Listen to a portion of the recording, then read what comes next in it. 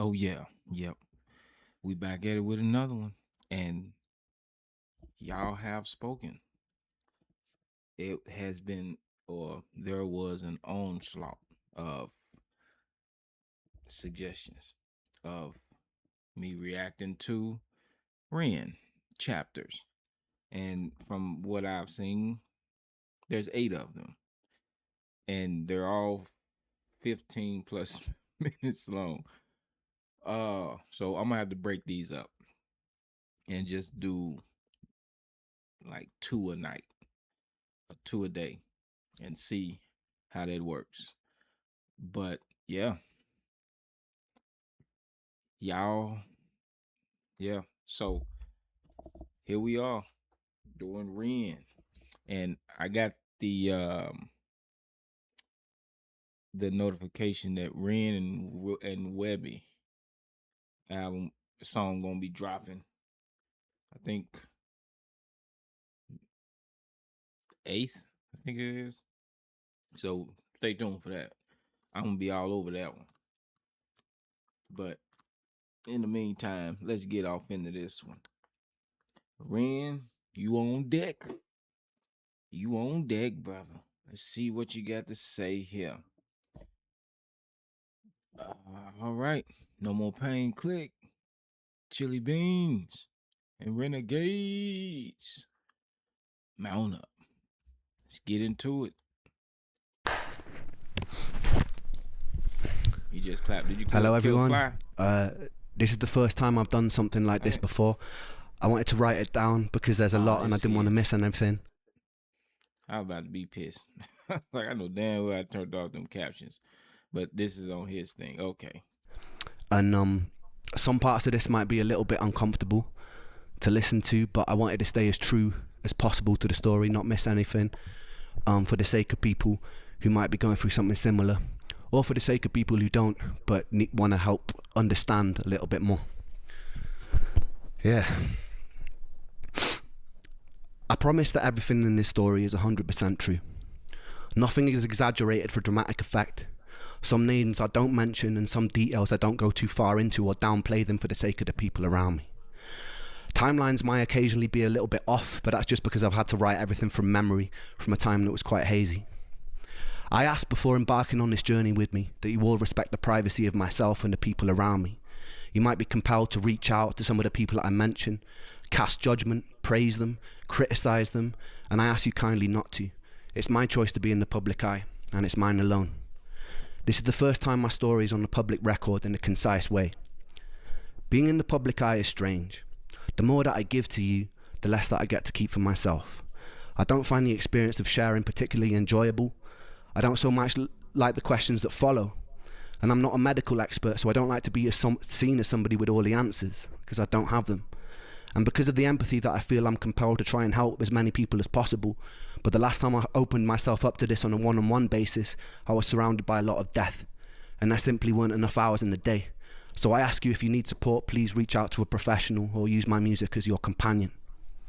I share my story in hopes that somebody who needs it finds it, that it provides hope, that it might ease the suffering for the people like me. I like my solitude, so I ask that anyone who respects the work I make and respects my contribution to the world to respect my solitude.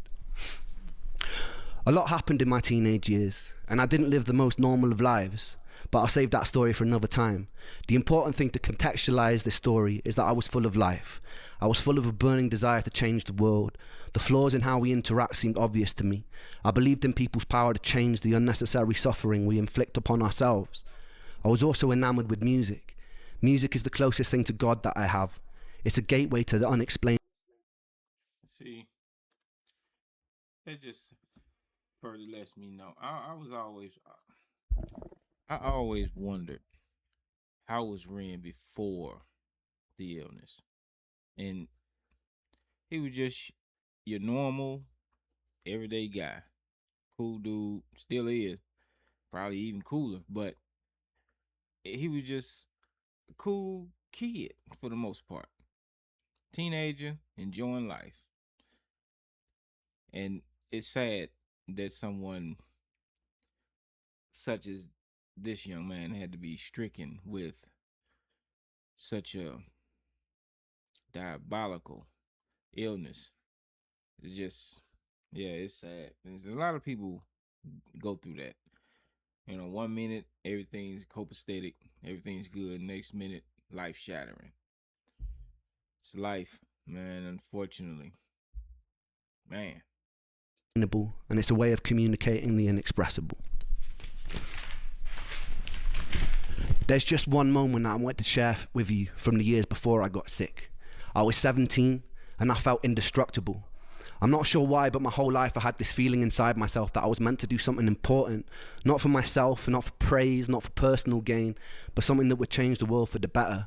It's hard to describe it without coming across like an egomaniac or having some sort of God complex, but I felt like I had some sort of divine purpose. And I remember feeling this so strongly that one afternoon after school, I stood in the centre of my bedroom and I spoke loud into an empty void. I said that I would single-handedly take on and defeat the forces of evil, and I welcomed them to try their best. Throughout the years, that memory stuck with me, taunting me sometimes. Flash forward to 2019.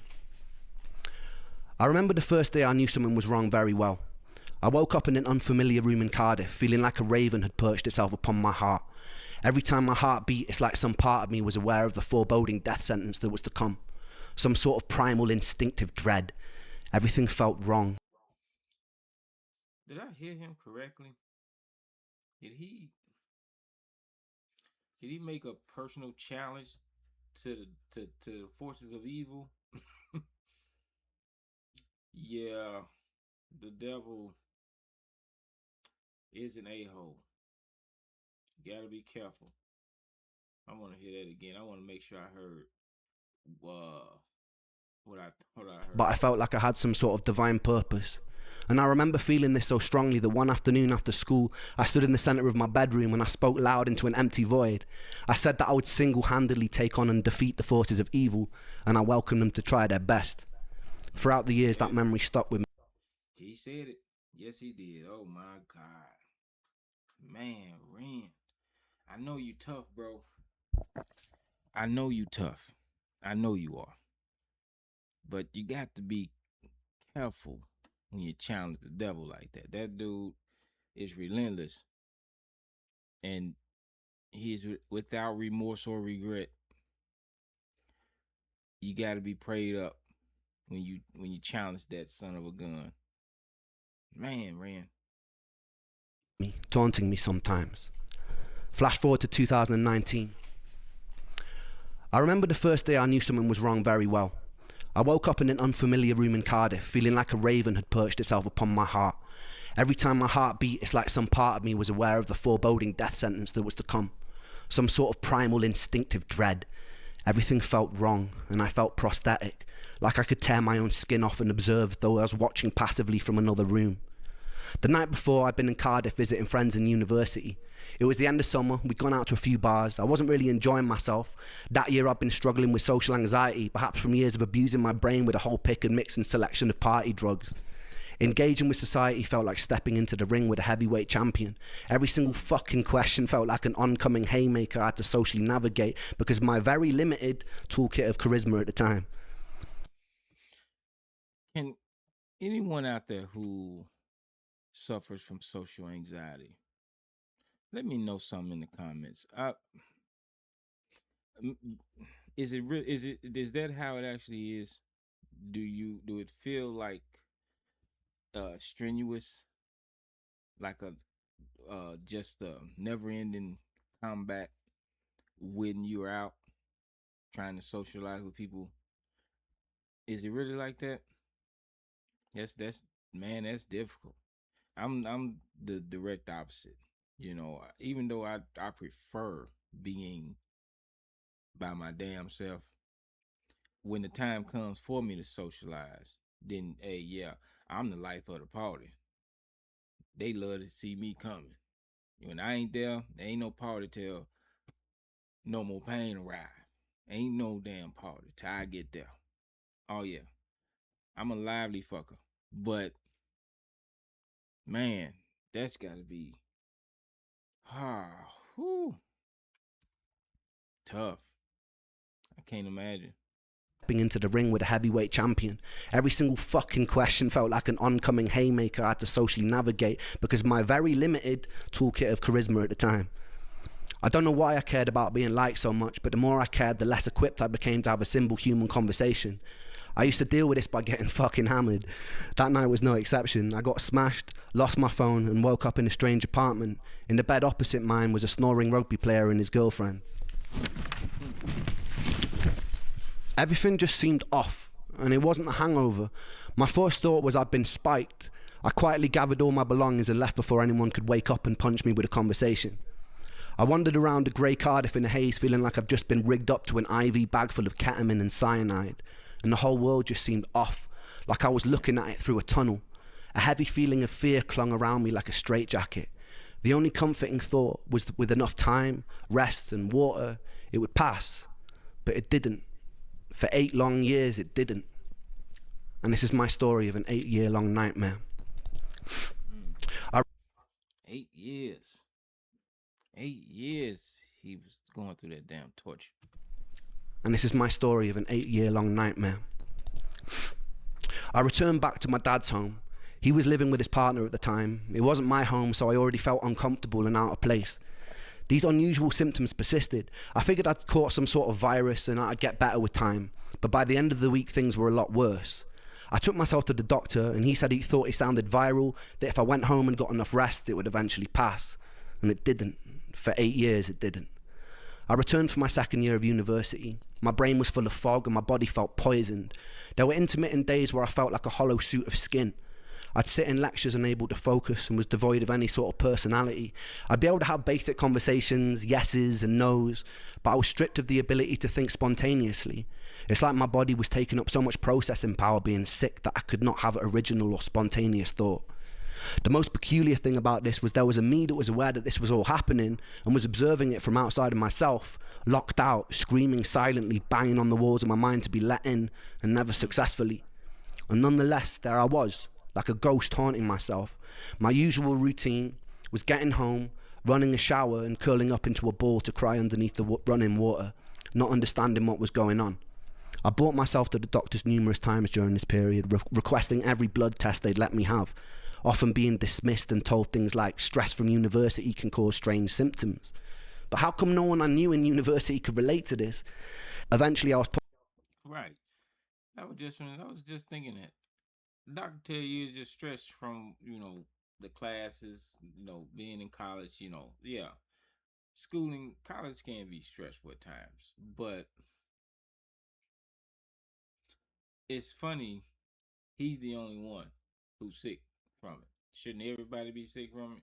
Or at least a dozen people in the college should have these same symptoms. That's just crazy to me.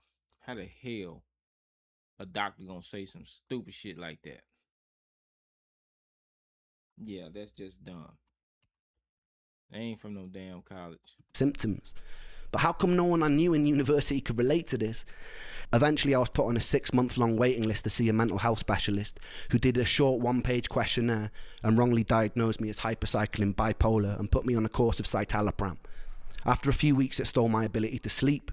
I was told to stick it out and it would level out and eventually I'd feel more like myself.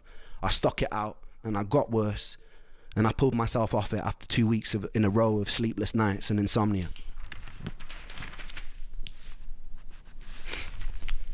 There's something pretty peculiar about being told you're in some sort of spectrum of madness, even if you suspect that you're mad. Your diagnosis finds a way to claw itself into your identity even if it doesn't belong to you. Ever since I was a child, I'd always be asking what and why and how things worked. I couldn't really accept things as they were without knowing how. And see, that's the thing, right? That's the issue. All these people getting diagnosed, misdiagnosed. But once you tell a person this is what you believe they suffer from, they going they've already internalized that. In their minds, this is what they have. And they're going to react as such. You can't be misdiagnosing people. Man, that just makes shit that much worse when you do that. And I'm sure a lot of people get misdiagnosed. Or a lot of people. Man. why and how things worked. I couldn't really accept things as they were without knowing how. I carried into my adult years, and so as the bipolar hammer crashed and sentenced itself into my reality, I began searching online for behaviours associated with it, people's first-hand experiences, what it felt like to be manic. In these earlier days of my illness, the symptoms would fluctuate in severity day by day. Some days I'd be in the thick, tired fog, and other days they'd be more merciful. I began to associate the days of not suffering as mania and would act more erratically on the days that my symptoms were less bothersome. I did things like climbing out of windows of a 6-story student accommodation or get so drunk I'd wake up outside of the university campus lawn. But it wasn't mania. I just wasn't hurting. I spent one day a week with my therapist, who was teaching me cognitive behavioural therapy. The issue was, mentally reframing unexplainable symptoms caused a lot of cognitive dissonance for me. I was told my anxiety or depression was causing my symptoms, but in reality it was my symptoms which were making me anxious and depressed. So I was in some sort of inescapable bind. I'd devotedly work on my mental health, following every new tool for coping to the letter, only to have my symptoms get worse, which made me frustrated, raise the intensity of my treatment, only to get even more frustrated as my body seemed to deteriorate. After 6 months, I told my mum I'd happily saw off my own leg with a blunt knife if it meant my symptoms would vanish. So all this time has gone by, and they still don't know what the hell wrong with him. Man, I wonder when he found out what it was, do he recall what he was doing when he was bitten by a tick, or if he was bitten by a tick? I don't know how he contracted the illness. I remember someone in the comments back when I first started reacting to Ren mentioning something about a tick, but yeah, I didn't read the full comment. I probably should have. I told my mum I'd happily saw off my own leg with a blunt knife if it meant my symptoms would vanish, and I meant it. I told her if I had to live with this strange feeling for one more year, I'd kill myself, and I meant that too. But something happened that winter which showed me firsthand the horrors and the fallout from suicide. I met Joe when I was 9 years old. I remember the first time clearly. I was standing in his living room when he turned to me and he was like, "Watch this." Then he proceeded to climb on top of his sofa and did a front flip onto a stone living room floor. He landed on his back and lay motionless for a few seconds before grinning, getting up, and then doing it all over again. We grew up terrorising the streets of the small village we grew up in, playing knock door run or breaking into people's gardens to play on their trampolines. We stayed friends throughout high school, going through various phases together. Joe was comedian of the group. I remember countless mornings after messy all-nighters, Joe would be cracking endless jokes like a professional stand-up routine, and we'd all be in tears laughing. When I started writing my first songs, Joe and Sega were the first people who always knew every word, and they would sing along at the top of their lungs. They gave me a lot of self-belief, and they helped me build the foundation of what I do today, and I owe them a lot for that. That Christmas, I came back home to Wales from university. On Christmas Eve, me and Joe were sat in a pub, and he turned to me, and he told me that he'd fantasized about walking into the sea until he was totally submerged. I remember him mentioning this in a song. What song was that? Was it called Joe? Damn it. I remember him. I remember him singing about that. I definitely remember him singing about that. So Joe was he depressed? He was definitely going through something. 'Cause I remember in the song Ren say when he got back, his best friend did that to himself. Told me that he'd fantasized about walking into the sea until he was totally submerged. He had a pretty morbid sense of humour, so I didn't really take him as seriously as I should have. 2 days later, it's 3 a.m, and I get a phone call. It's my friend Ella. She tells me that Joe is on the bridge by my house. He was drunk, he'd called her up, and he told her he was going to jump. I was still half asleep. I fumbled, pulling on whatever clothes I could that were near, and I walked out of the front door, and the winter air stung my face, and it woke me up. Adrenaline kicked in, and I started sprinting towards the bridge. It was about a 5-minute walk, a 2.5-minute sprint. As I was running, I dialed Joe's number and I get a busy tone, and I felt relief because it meant he was still alive. I kept hitting redial as I ran, and as I got about halfway to the bridge, the busy tone changes. I get an automated voice note saying the number's out of service, and my heart sunk. I got to the suspension bridge that connects Anglesey to the mainland, and it usually looks very beautiful. I sprint up and down the bridge yelling Joe's name, and silence, and it's deafening. And I peer over the bridge into the blackness, and the bridge sits about 100 feet above the water. Hitting cold water at that height is like smashing into concrete. And the waters are notoriously dangerous because of the cross current. I hear nothing, no sounds, nothing. I run up and down the bridge about 2 times before I spot a figure at the end of it, and my heart jumps into my throat, and I run towards the figure, and it's my friend Ricky who's had the same call, and we both run around up and down the bridge and around the surrounding area looking for Joe. More of his friends eventually arrive, and there's nothing. Man. Yeah. I know for a fact how that feels. Yeah. But to sit there and tell that, that's probably it harder than just as hard as if the day it happened when he first saw his friend lifeless body. That's man, because I'm not gonna lie to you, I can't even sit up and tell the story about my homie. Yeah, nah, I can't do it. I would need a straitjacket if I sat here and told that story. There's no way. I ain't that strong. More of his friends eventually arrive, and there's nothing. Yeah, take your time. I was about Take a your minute time. too late. We spent the next week walking up and down beaches with flashlights, and when it's that dark, every other large rock starts to look like a washed up body. We plastered all the neighbouring towns in missing posters, contacting whoever we could, someone who might know something. We checked bank records to see if any money had been withdrawn since he went missing. There was CCTV footage of him walking onto the bridge, but there wasn't any of him coming off. But there were dead zones in the footage, so there was still a small chance he could be alive. I was sleeping about 3 hours a night, pretty determined that we'd still find him.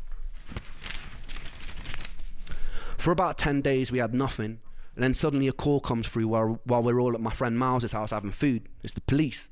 A body had been found in the water by the bridge.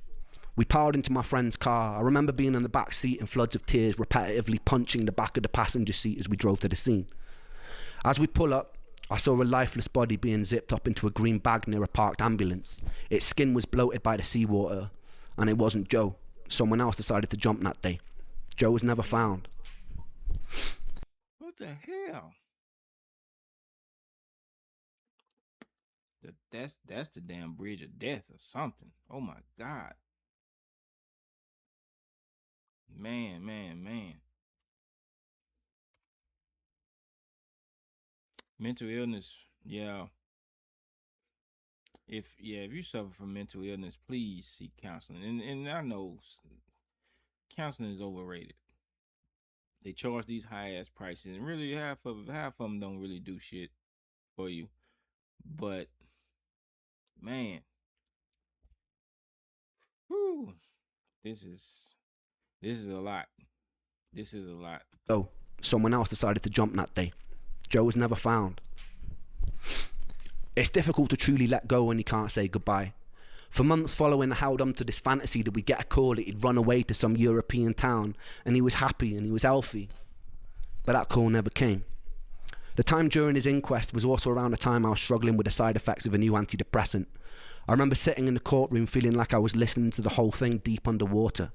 The judge felt the circumstances surrounding Joe's death didn't mean The judge felt that the circumstances surrounding Joe's death meant that the verdict was left open. It kind of stung even more to not have an official ruling of suicide. I remember going to visit his mum not long after and witnessing the aftermath of a mother grieving for her baby boy. The silence of his father, the tears of his mother. I decided that day that I'd have to wait until my illness killed me because I couldn't do it by choice. I couldn't put my family through that. Over the next 10 years, I returned to my hometown, only a handful of times following Joe's death. My last visit was in the summer of last year. I reconnected with Joe's parents and showed them a song that I'd written, simply entitled For Joe. We cried to... Okay, that was it. Yeah, for Joe. Okay, I mean I left out the four part, but I knew it was about Joe because I reacted to the song. But okay, I remember him saying that. Okay, I'm caught up. Acted with Joe's parents and showed him a song that I'd written, simply entitled For Joe. We cried together, reminisced together, joked, and I'm proud to say that I gave Joe's mum enough money to afford a caravan she told me she'd been saving up for. That felt pretty good. We'd also do a fundraiser for the Royal National Lifeboat Institution, who were integral for searching for Joe during that time, and we raised a pretty good amount of money too. Being able to give back in whatever small way I could felt good, and it felt right for all the years Joe had made us all laugh till it hurt. He was a solid person, just a little lost, as we all are sometimes. And I miss him. Yeah. Life was about to take an even more unusual turn, and I was about to meet the first angel of this story. So stay tuned for that.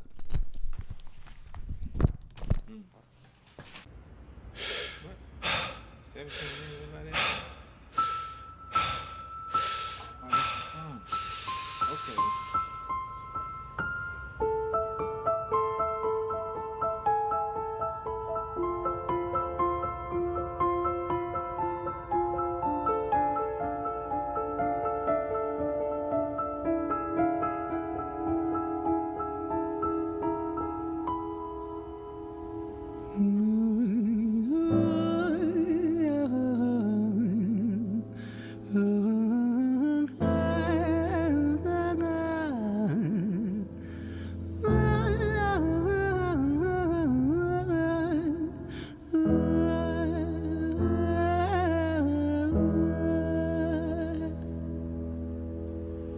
It's hard to take off from the ground when your wings are cut. Your stomach burns when you're drinking from an empty cup.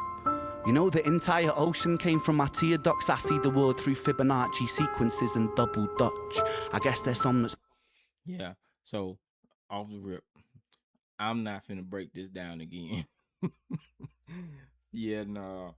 Um, this one is a listening session. Now I will pause here and there to give some, a little comments, but that's about it.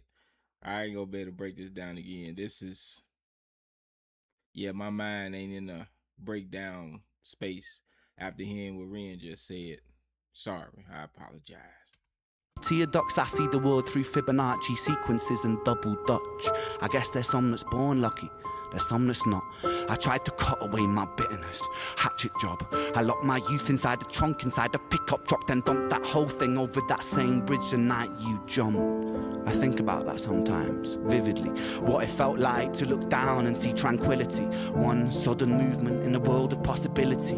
Only one movement to expose our fragility. I fucking miss you, and I miss myself.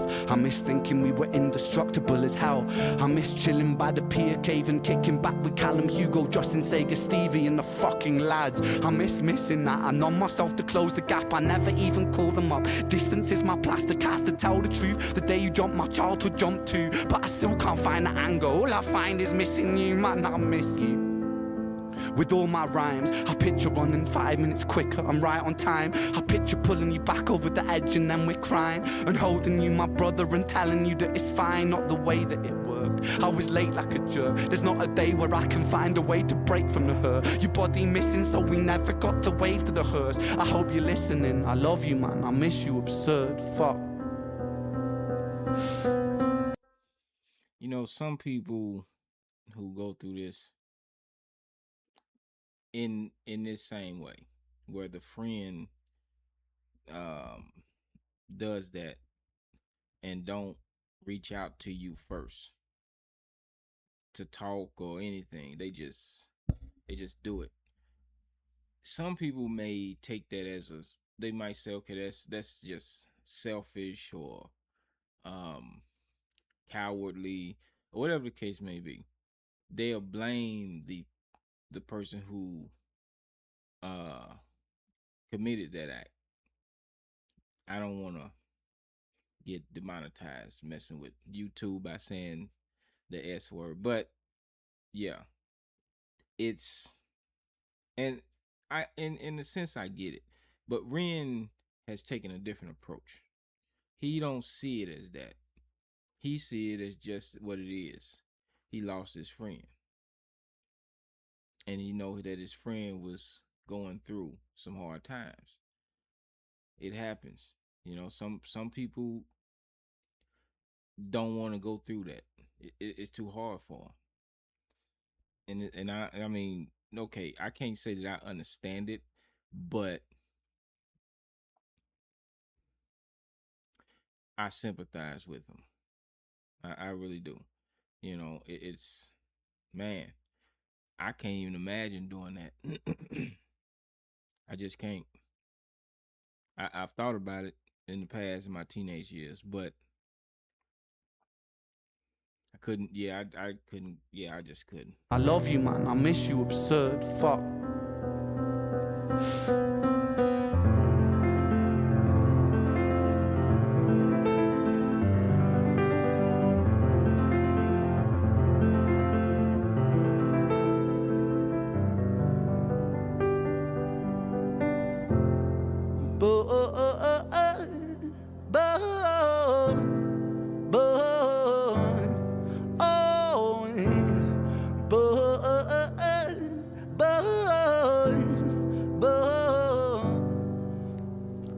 Another domino, it falls. Across the way another's born. How you're supposed to raise a child and give it courage from a storm. In a world that is confusing, contradictions pave our flaws. Some will say we're only human, others judge us for our flaws. Some get born in sheets of satin, some get by in tattered clothes. Some will die before they live, that's just how the story goes. But for those of us still with us, who reside inside our hearts, tell them proudly how you feel.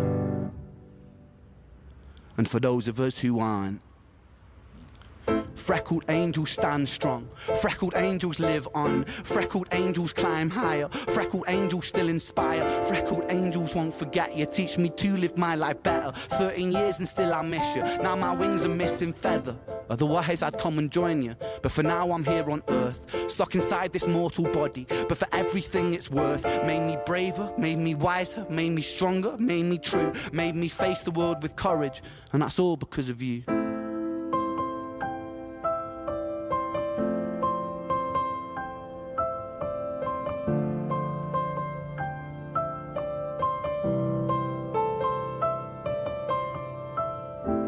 Freckled angels laugh the hardest, and their hearts, they are the largest. With their wings, they fly the farthest. So I know you're gonna be okay. Freckled angels live the longest, and their minds, they are the strongest. Oh, their friends, they are the fondest. So I know you're gonna be okay. Mm, mm, mm.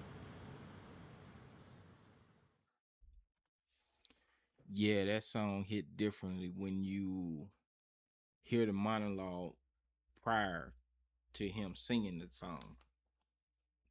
It's See, the first time I reacted to that song, I just heard the song. There was no pretext. He gave us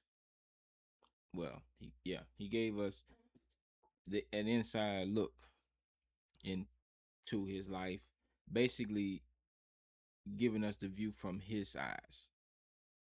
And it's almost like we were there with him. So then to hear the song after that, man, because I thought he was just talking about himself. I didn't know he was gonna go into Joe's story, but I guess in essence that is still Ren, because that affected Ren as well as the illness he has at this time. So he's battling that on top of his friends unaliving or passing. So yeah, man, Ren a little too deep for me. I don't like dredging up these type of memories, man. I really don't. Since I've been listening to Ren, man, I've thought about shit I ain't thought about in ages, in decades. And it's, whew, man, I hope the next chapter ain't as bad as that one, or as hurtful as that one, should I say? But someone said once before. I've heard this saying. Um, Life is like a flower. It needs the sun and the rain. Every day ain't gonna be a great day. Every day is not gonna be a sunny day. Some days it's gonna be rainy. It's gonna be storming, tornadoes, things like that. But a flower needs that. It makes the root stronger. Once that rain and storm is over, that flower is gonna be brighter. It's gonna be stronger when it's done. And same with life. You know, you need the sun and the rain. If your whole life is peaceful and sunny, you never had a rainy day, never had a bad day, yeah, you're not you're probably not a good person. You know, yeah, most of those people can come off very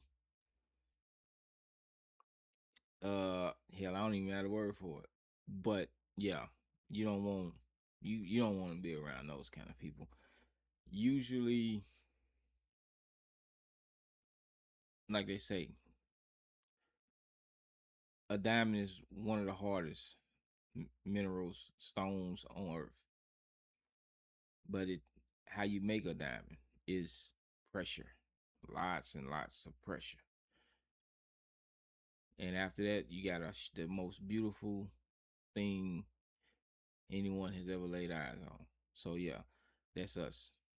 A little pressure won't kill you, but it will make you stronger, and it will make you thrive, and it allows you to help someone else who's going through what you've went through.